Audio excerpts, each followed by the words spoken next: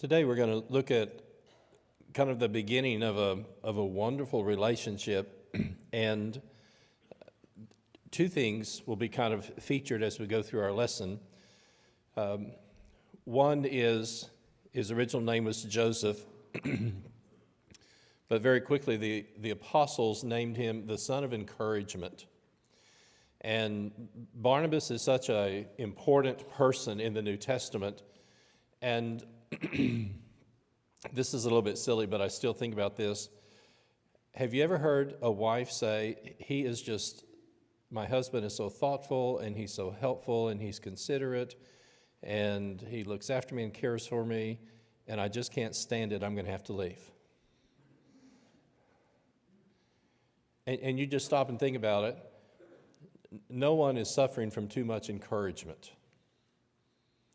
And so kind of on this side, we have kind of a biographical person. On this side, we're going to have a church, the church at Antioch.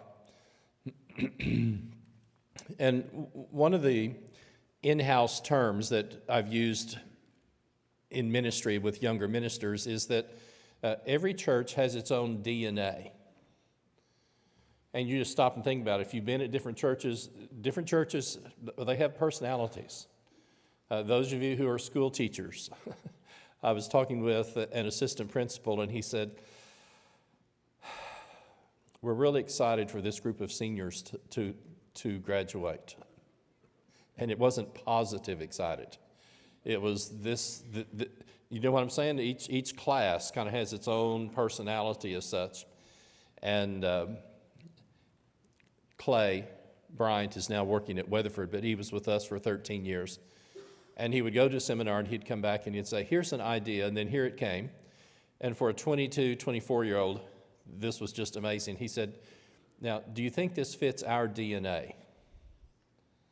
And rather than just coming in and saying, here's a great idea, and let's do this, his first thought was, this is a good idea, but this is our congregation, and we have a personality, we have a DNA, and do you think this idea would fit that?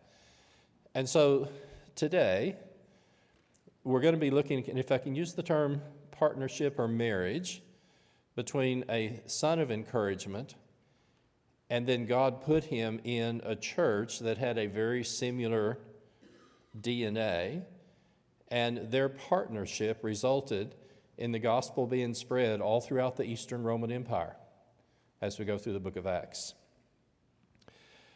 When you look at the Gospel of Luke, he is going to describe, and I'm thinking particularly of the ministry of Jesus up in Galilee, and when I think of Galilee, and you listen to the parables, you know, a sower went out to sow. And Galilee is very rural, very agricultural, and this is where, you know, Jesus grew up in Nazareth, up in that upper area. And the ministry of Jesus, and yes, they would kind of keep coming to Jerusalem, but do you remember what the little girl said to Peter? You're one of them, and why do we know you're one of them? Your accent. You're one of those hillbilly country people from Galilee. And us more urban, refined people in Jerusalem, just as soon as you open your mouth, you're not one of us. This was a great experience, so don't take this the wrong way, but we lived in Memphis for 3 years and got to work with a church in Mississippi. Miss Sheila, you talk so funny, Miss Sheila. How did you say that? And you can guess what we're thinking. You know, here are these people from the deep, deep South. I thought I was a Southerner, but I found out I'm a Midwesterner. I was not born east of the Mississippi River. And it ended up being a wonderful thing, but just as soon as you opened your mouth, there was a distinction. Well, the majority of the ministry, and as far as we can tell, the majority of the apostles are all from this rural area. The gospel ends, and the church is in Jerusalem and out of Jerusalem for a decade. And then what's going to happen today is that the church is going to move originally from just this very rural farming group to the center of Judaism, And then little by little, as we go through the book of Acts, the church is going to become very urban. The church is going to be planted deliberately in major metropolitan areas, and there's a really major transition in the nature of the church, and I'm looking at that in terms of culturally. But the other thing that's going to happen, and if you've read ahead, and just as a Bible student, you'll know this, the disciples were first called Christians at Antioch. And here for the first time, when you have this bringing together of multicultural Jew and Gentile, as God had always planned, yes, our movement is born in the cradle of Judaism, and for the first decade, until Cornelius, everyone brought into it has some kind of a tie. They're either Jewish in birth or a God-fearer. The Ethiopians reading the book of Isaiah, everyone has some kind of Jewish association, and today they're going to break the mold. When I read the Gospel of Luke, and this is a little bit picky, a little bit pedantic, but I still resonate with this. Theophilus, insomuch as many have undertaken to write an account of the things that happened, and listen to the circle, among us. Well, who is us? Yes, and you're going to have a Gentile doctor, and Theophilus as a Greek, and the ministry of Jesus and the things that happened among us. We were included in that very original group.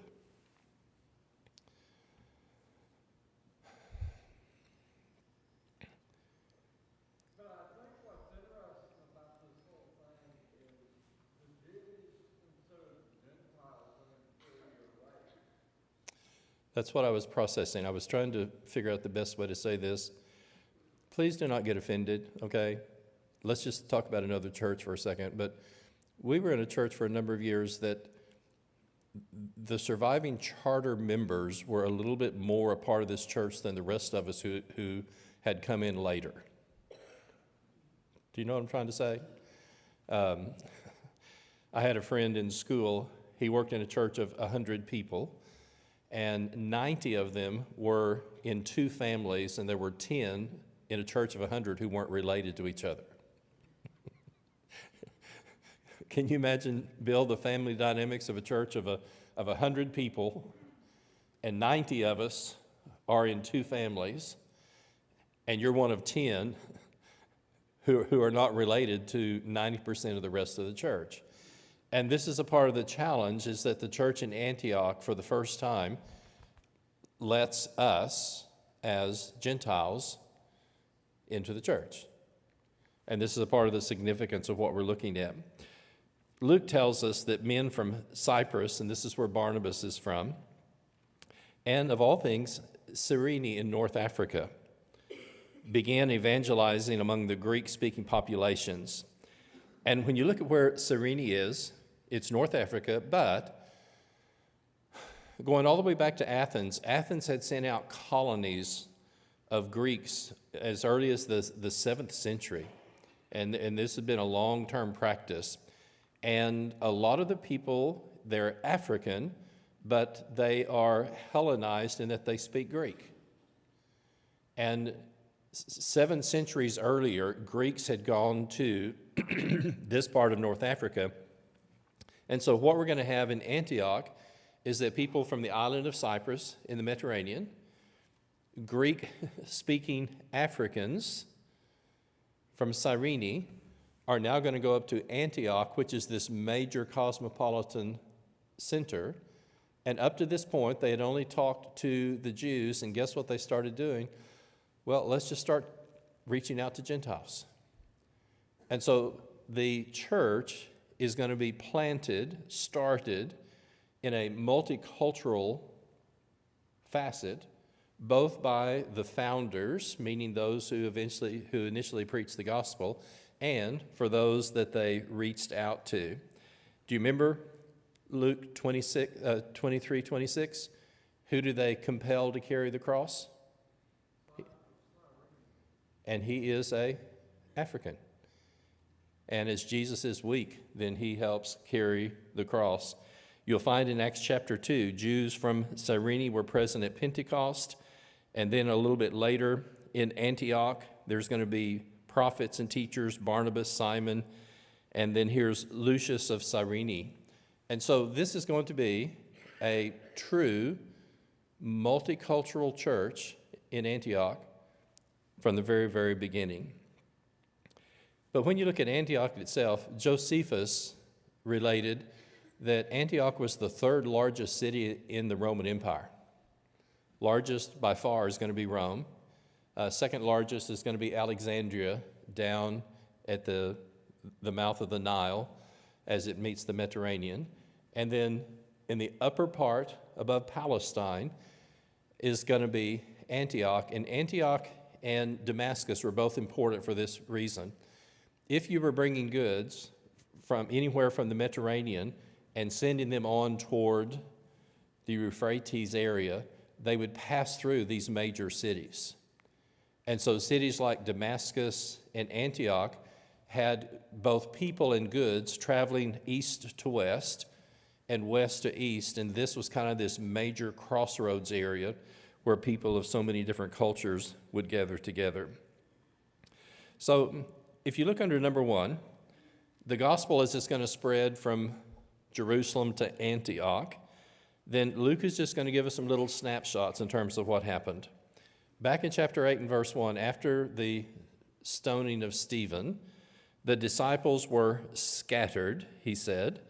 And then in chapter 8 and verse 4, those who were scattered went about preaching the word. And then here we are in Acts 11:19. Those scattered because of the persecution that arose over Stephen traveled as far as Phoenicia and Cyprus and Antioch. And again, I just have to stop and ask, who was the primary catalyst and the force for the persecutions? Saul of Tarsus. And little did he know, as a persecutor, he is fulfilling the commission of Jesus before he sends up into heaven. In chapter 1, verse 8, what does he say? Be my witnesses in Jerusalem, and then in Judea and Samaria, and then to the uttermost parts of the earth.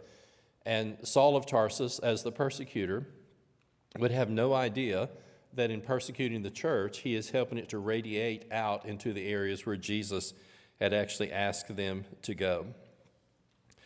So initially, in 11:19, as they left and as they moved, they only taught and preached, spoke the word to no one except Gentiles.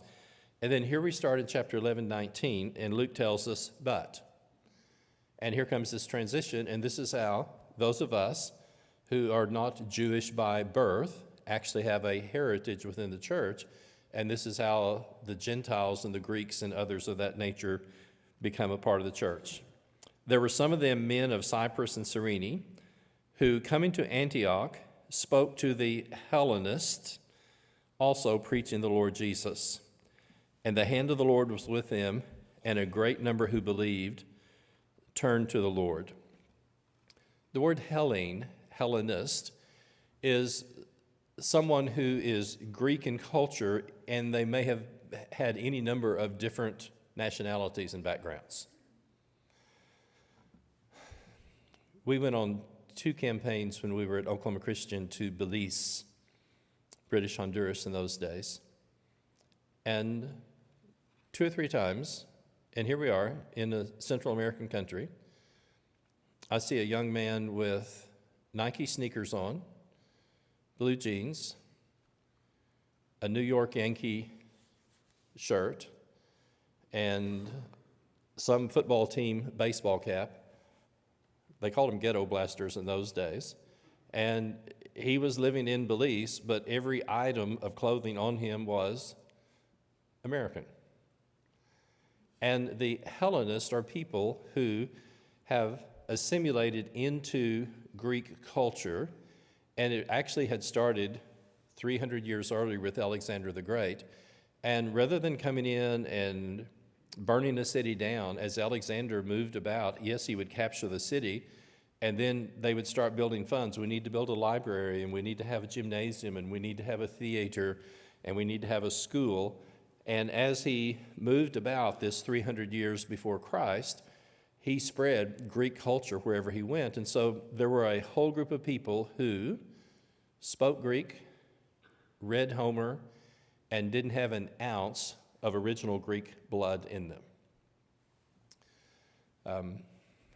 Our middle daughter, when we lived in Australia, we picked up Ruby, was from Chile, and they would sit in the back of the van on the way to midweek services, and Ruby would start talking to Heather and teaching her Greek phrases and words and everything else.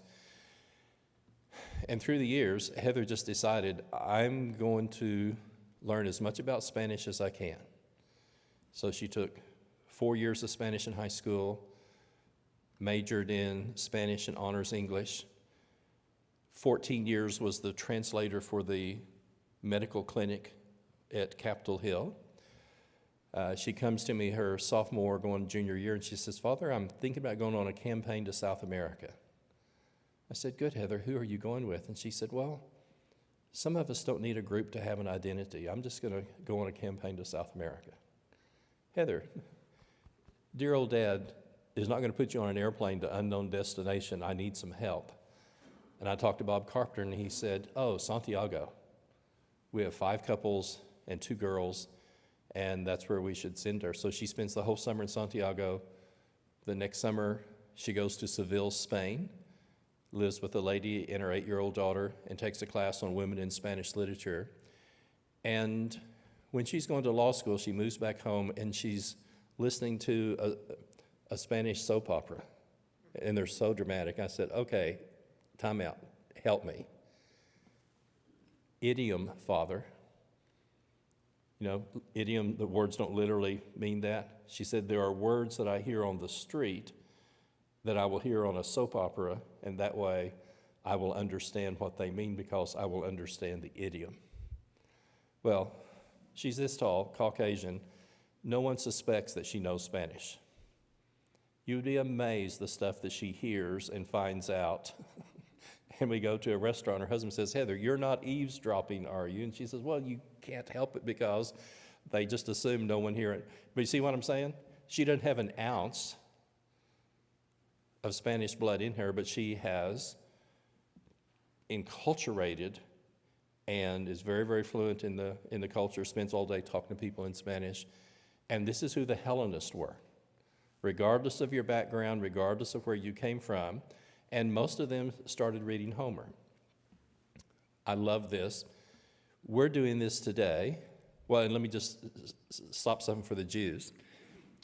As the synagogues start, and we mentioned this earlier, but just notice how this fits, there would be a market day, and whether it was farmers, growers, whatever would bring stuff in, let's say it's Thursday, then the synagogue would be open, and you can come and learn Greek in the synagogue. And guess what we put under your nose? A Greek version of in the beginning, God created. We start reading the book of Genesis in Greek. And so for people who had never read Greek, they come to a synagogue on Thursday, and a lot of the people who are God-fearers, the people who are associated with Judaism, became converted because as they wanted to learn Greek, they were taught that from the Old Testament in the synagogue. And what are people doing today? Oh, do you want to learn English? Here's the Gospel of Luke. And Peter Tickner, our dear friend in Sydney, he typically will have 6 or 7 Bible studies a week, and you fill in the blank. Chinese, Indonesian, on and on. Do you want to learn English? Yes. Oh, come, let's study English. And what do? They read through the book of Luke. And so this Greek culture was so prevalent, and these guys, as they go into Antioch, get to thinking, oh, the Hellenists, the people who are Greek-speaking, whether they're Greek by nationality, are the people that we're going to teach. And this is how the gospel then, if I can use the term, breaks the mold of Jew only, and this begins to open the floodgates for the church. So if you look at the back of that page, we've already mentioned the first part. The gospel is going to move from a very rural, farming, capital city of Jerusalem, and from Acts 11 all the way to the end, where is the gospel going to end up? the city of Rome. Roman history teacher said, if you combined Los Angeles, New York City, London, and Tokyo today, you still would not have the influence that the city of Rome was in the first century. He said it was the city of the Roman Empire. And in the Gospel of Luke, we're going to go from Jesus being ascended in the city of Jerusalem to Paul being incarcerated for 2 years in the city of Rome. And this is a part of this urban movement. I'm sorry. Sometimes things happen to us that we just can't ever forget. What a wonderful idiom. The news of this came to the ears of the church in Jerusalem. Okay? The church is a body, right? I've met some hands, I've met some feet, and a couple of times I've met the mouth of the body. And it's just this kind of unique idiom. Well, they heard about it, and how does Luke say this? Well, the news came to the ears of the church. Gentiles are being added. We need to do something about this. And so they are going to send Barnabas to Antioch. And here's 11:23, and here's a part of this wonderful person biographically called Barnabas. He came and saw the grace of God. And some people would have said, what on earth are you doing teaching Gentiles? And that's not Barnabas.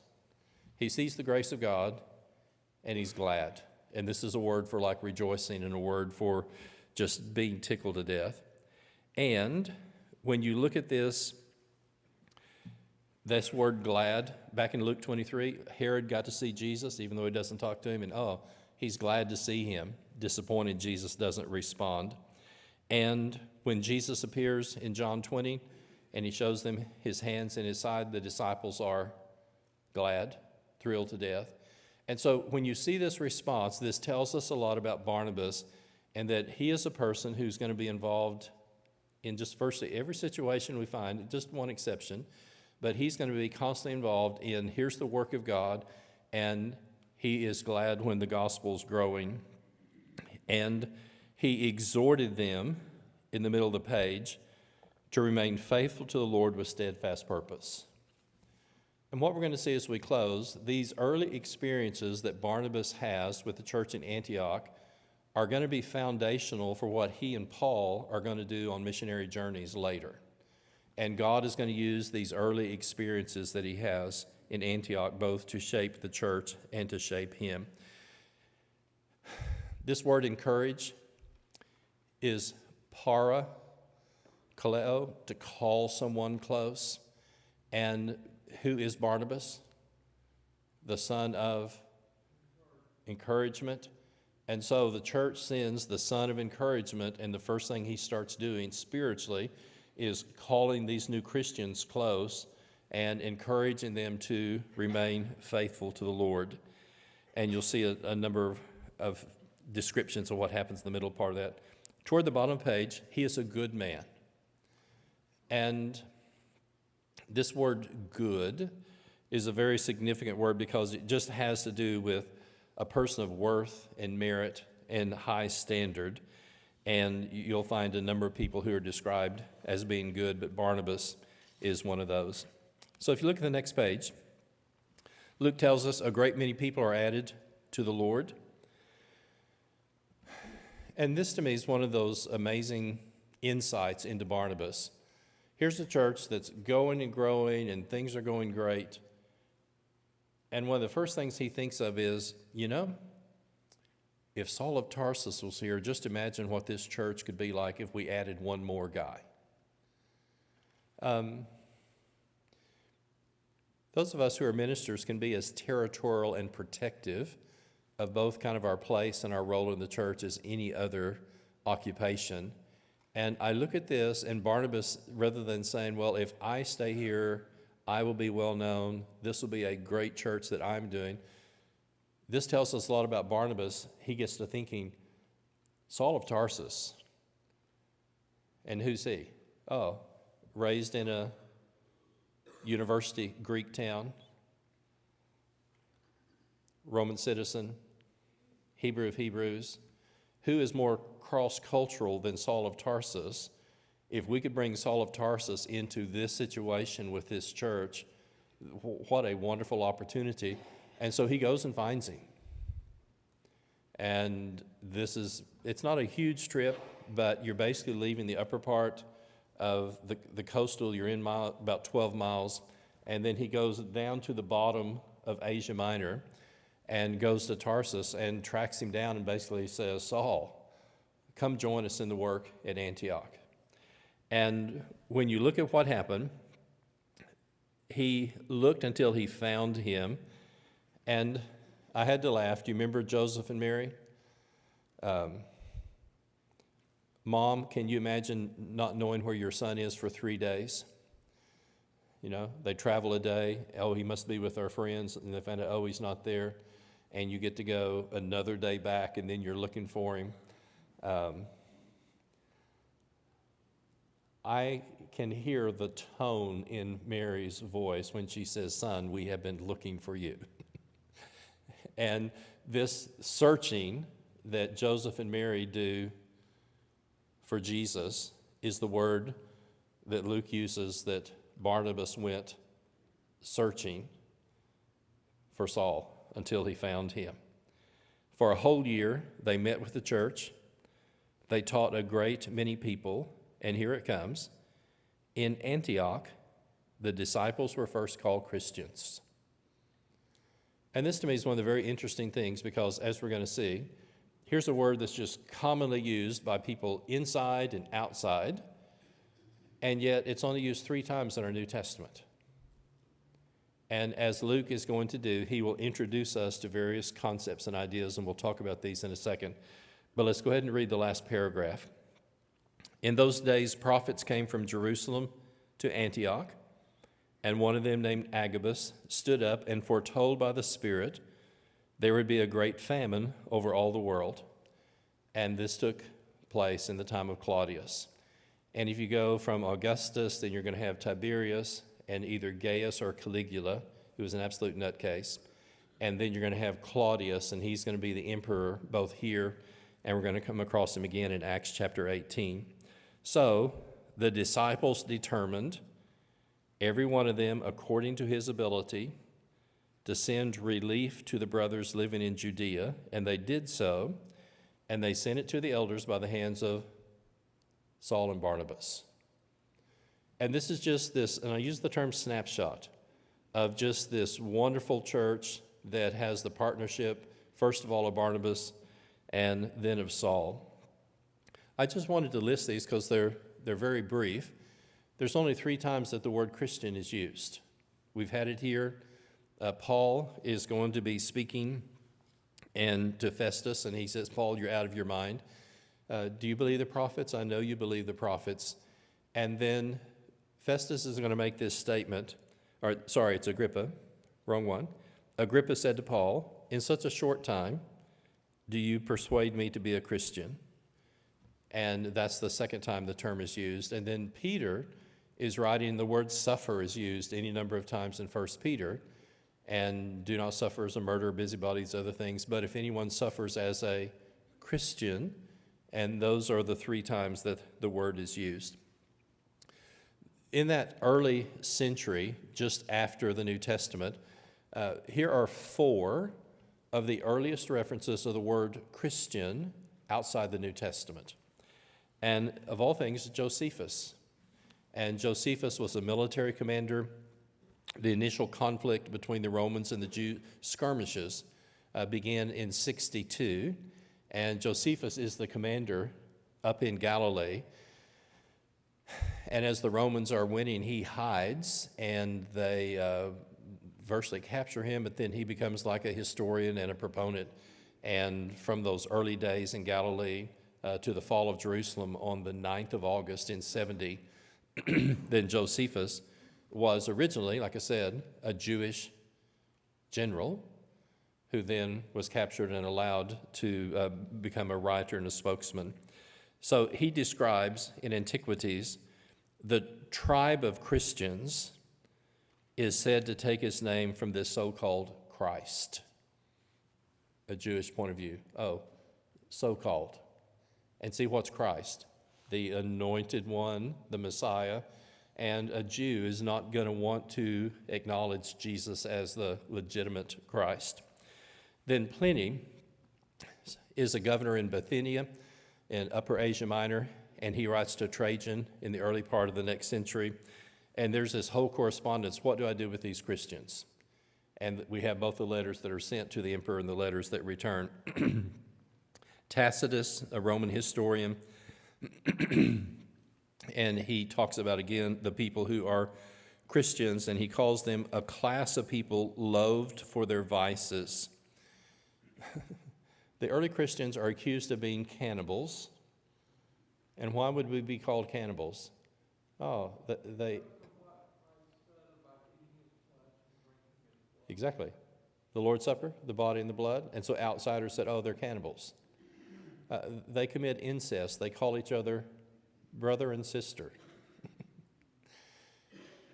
Sunday is not a day off for centuries. So all through the first part of the early church, Sunday's a work day.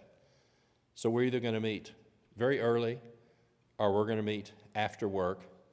But especially some congregations, a third to half of the members may be slaves. And so if we're slaves, we're not going to get off at 10 o'clock on Sunday. So we have to meet either really early or really late. And there's some kind of secret society. I mean, who gets together at 6 o'clock in the morning for good purposes? And so those were the criticisms that were levied against Christians. They're cannibals, they commit incest, and they meet at very odd times. There must be something wrong with them. And these, the critics of the early church, that's what they called them. And so Tacitus talks about their vices. They're styled Christians after Christ, who was executed by the procurator Pontius Pilate when Tiberius was emperor. And again, here's an outside the New Testament, very specific historical reference to the things that happened. Suetonius was a biographer of the emperors and lives up to 122. And he says, punishment was inflicted on the Christians, a class of men addicted to a mischievous and novel superstition. And it's just interesting how outsiders looked at that term Christian in that early part. So here's some firsts. Notice these. The disciples are called Christians first. Here's a long-term ministry that first begins with Saul and Barnabas. We have a new name. The church is formed away from Jerusalem as a major meeting body for the first time. The word Christian is used in a church that finally has both Jews and Gentiles in it. And here becomes the first generous effort that Christians make to help other people. And this is going to happen over and over again. And you just think, through the centuries, how many times have Christians, of their ability, gathered things together to help other people? Thomas Warren was debating Anthony Flew when I was in class with him. And Anthony Flew was a leading agnostic in the world.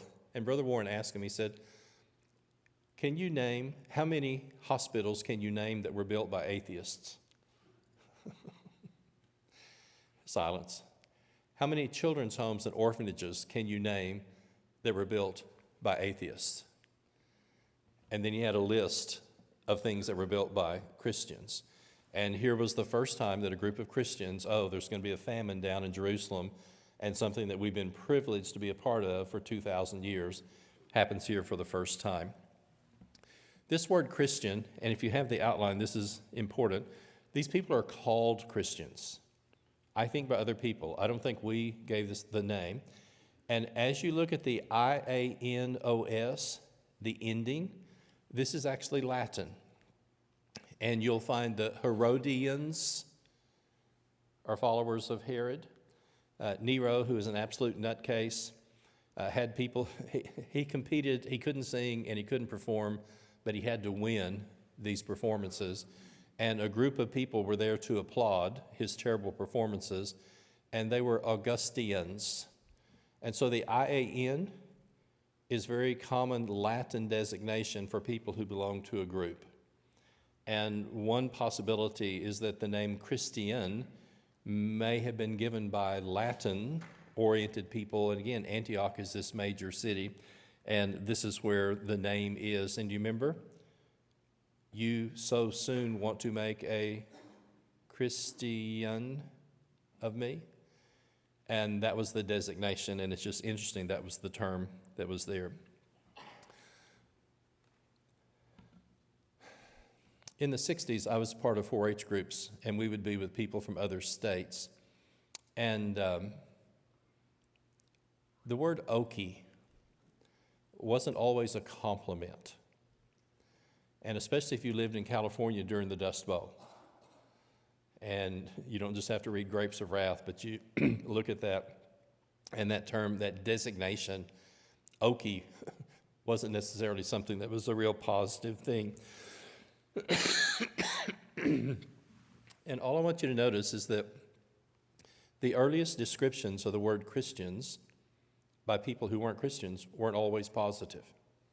But they designated a group of people who were committed to following Jesus. Here's our last thought. Barnabas encouraged them to remain faithful to the Lord.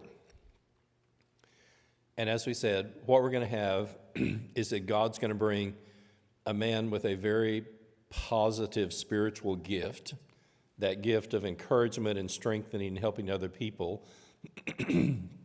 He then is going to go and seek out and find Saul.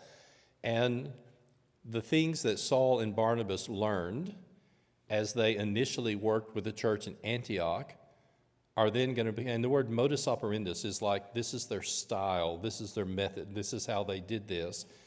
And the missionary journeys, and I will maintain in a different context, the writing of Paul's letters all have the fingerprints of Barnabas on them.